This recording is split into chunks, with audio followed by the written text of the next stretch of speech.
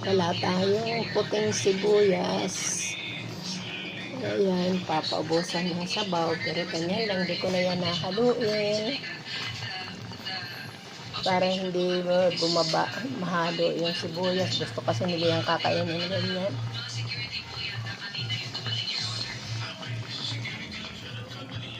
Ngayon na lang ang apoy niya. Oh! Oh!